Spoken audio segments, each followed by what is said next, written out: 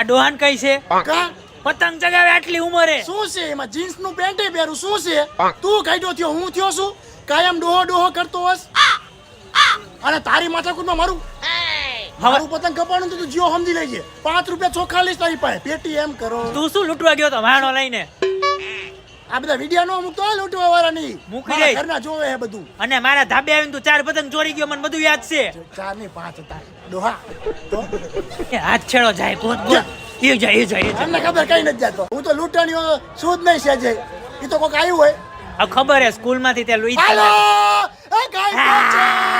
એ તું શું દેખાડા કરસ મેં કાઈ પહોંચે તું મારા ભાઈબંધ નહીં નાનપણનો નાનપણ હવે મેં કાઈ પહોંચેલા નાનપણનો ભાઈબંધ હમણાં લૂંટતો તો કે લૂંટણીઓ કે